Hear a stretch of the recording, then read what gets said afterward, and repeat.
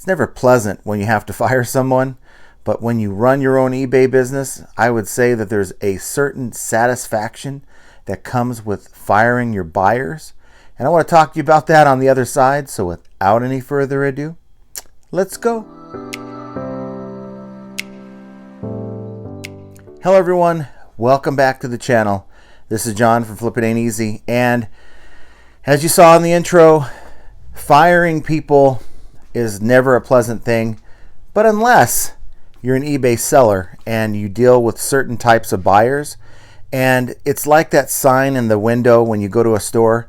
We have the right to refuse service to anyone. No shoes, no shirt, no service, that type of thing. You have some control over who you can do business with or who you just choose not to do business with.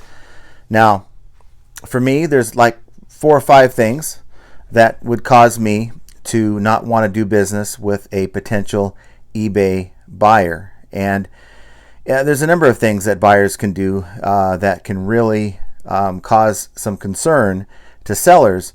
And I want to go over those things with you because I really think that there's some sellers out there that think they have to put up with some of this nonsense, and you really don't have to. And if you could be proactive with maybe who you do business with, it's going to lead to a better, more positive selling experience on the platform. And I think we all want that, right? Let's start with the first one. How about that buyer who acts like a 5-year-old and asks way too many questions? Now, I'm assuming, for a sake of argument here, that you've created a listing that has all the pertinent information. The pictures are clear. You have a clear item description. You've filled out item specifics.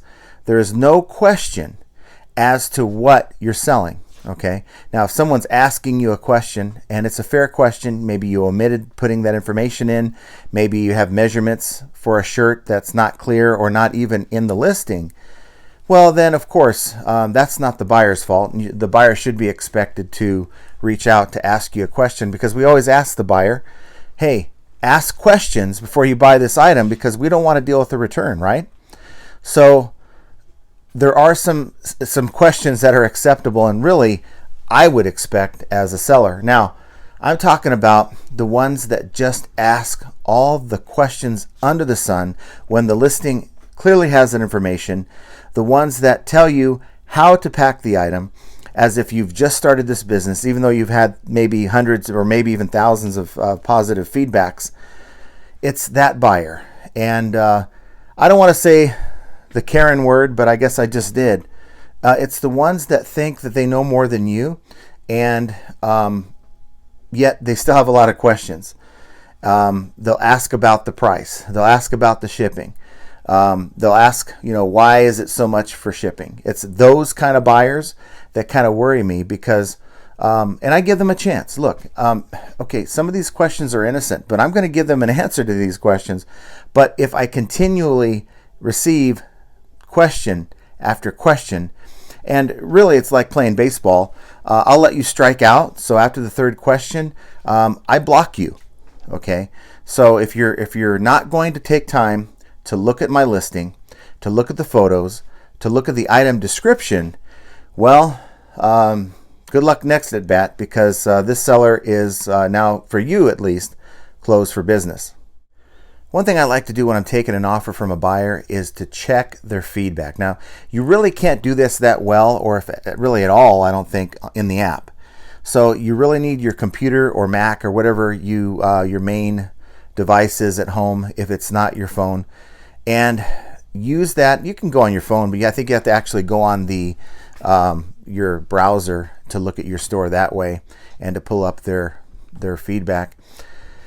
But you want to see how they treat other sellers, and I think that's important. Why would you want to do business with someone who constantly leaves negative feedback to sellers? Now, I will forgive a buyer who has left 1 or maybe 2 negative feedbacks within the last 12 months. I mean, it's possible, right? I've actually experienced some pretty crappy sellers on this platform myself, and it is quite possible that you can have a buyer who's had 2 maybe less than desirable transactions with some of these sellers, and in turn have left a negative feedback.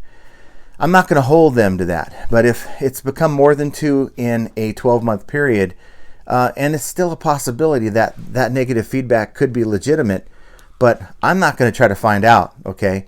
Because if someone complains that much about stuff that's being sold to them, they have higher expectations than what the item calls for, then why would you want to sell your item to that kind of a person? One who would be maybe fishing for partial refunds, one who would be, quick on the trigger when it comes to opening the return without even contacting you to allow you a chance to make it right if there is a problem, and the ones that will leave a negative feedback and won't reply to you after the fact to try to work something out or to at least consider revising that negative feedback. So for me, I get an offer for someone like that, and you can't really control, unfortunately, if someone's just going outright buying your item with that type of feedback behavior. But if you're receiving an offer from someone, it's best to check who you're dealing with before you give them a deal. And if you find someone that has less than desirable behavior when it comes to dealing with other sellers, it's time to hit that block button. No sale is worth dealing with that type of person. And along those same lines, you have buyers. If you check their positive feedback, they'll have some false positives. So if you see a lot of buyers with positive feedback where it says the buyer didn't pay, deadbeat buyer, that type of thing, that's another sign, guys. Why would you want to put your inventory through that where you're waiting for someone like this potentially to pay for your item up to 4 days when it could be sold to someone else by just declining the offer, blocking that buyer, and moving on? And maybe you don't even have to block that buyer. I mean, if you have your item set to instant payment, you just don't make the offer to them. You still allow them to buy your item at full price. But I don't think buyers like that deserve to receive discounts from sellers when they do that type of thing to other sellers, if that makes sense. Now, sometimes you encounter a buyer who will just out of the blue, like I mentioned earlier, open a return. And there's really no good reason. Maybe they weren't able to get the device or item to work the way they thought it was going to work. Maybe the item didn't fit. Maybe there's a problem with the item. Maybe you did something wrong, and that's the reason for opening the return. And there's a lot of sellers that do this. Some don't. But my thought is I don't want to deal with someone who, at least in my case, will just open a return without reaching out to me first and saying, hey, here's a problem. What can I do? How can I resolve this so I don't have to open a return? If they're quick on the trigger and they open a return without contacting me, I'm huge on communication. Guess what, guys? They're not going to buy from me ever again. Now, there's some sellers who will go further than that, and they, even if it's their fault on the return, no matter what, any kind of return, they're blocking. I don't quite go that far. I don't think that's kind of appropriate, but I mean, look, it's your choice.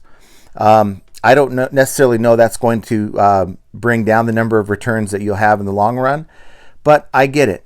We just don't like returns, and someone who even opens a return, even if it's your fault, I think some sellers will go in and block them, and that's up to them. This is your business. This is their business, and they get to choose who they want to deal with when it comes to future sales. And the last one is kind of subjective, and it's lowballers. And we talked about, do lowballers even exist? And for me, they kind of do, but not so much as for other people they think lowballers exist. I think lowballers are an opportunity to try to get the sale. So I have a $40 item. They come at me for $5. Of course, I come back with my best offer, which would be like $25. They come back at me for $6. Well, at that point, I can kind of gauge if they're a serious buyer or not. And I can either basically give them another offer for $25 or decline. And in either case, if a sale is not made to that buyer, it's time to block them. And that's kind of what I do. I think some of you guys may even block them when you receive that $5 lowball offer and don't even, you decline it and go in and block. That's certainly your decision again. And I think there's a lot of sellers out there who will just not even bother, and they'll decline the offer, and that person will submit another lowball offer because you haven't blocked them yet. So again, firing buyers is an option that each of us have on eBay, and all it really does is basically spare you from dealing with future aggravation. And there's just a lot of stuff on eBay that we have to deal with that can be aggravating, and the last thing you want to do is have to deal with a problem buyer. And the remedy, guys, it's time to fire some buyers. So I want to know what you guys think. Comment down below. Of course, while you're at it, I always ask you guys to hit the like button if you enjoyed the video. If you like the content that I put out, consider subscribing. And if you want to be notified the next time I go live or make another video, hit that notification bell so you can be notified. So we had a 3-day weekend, the President's Day weekend, and my sales were actually pretty crappy on Friday and Saturday when I went to California. And when I came back on Sunday, I had like 32 offers to watchers, and I sent those things out. And yesterday, Monday, President's Day, we killed it.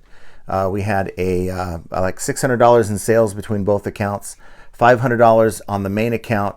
And as you can see here, this is what we actually ended up shipping. That, of course, I'm waiting for my carrier as I make this video, waiting for my carrier to pick up the USPS packages in that bag that you saw. And then the rest of the packages I'm going to be dropping off at the UPS store. And they had mentioned to me one time I dropped off like 10 packages at one UPS location, and they said they have a maximum of 10 packages that they're allowed to accept. I don't know if that's a thing or not, or maybe the guy just told me that so I don't do it again. But I think I'm going to be going to 2 different locations just so I don't have to deal with any kind of problems. Have you guys ever heard about that? Is that even a thing?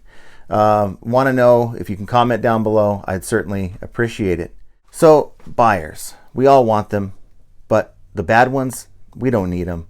And when you deal with someone, when there's flags, red flags that really scream that this is a bad buyer, don't find out by making a sale to that person. Block them.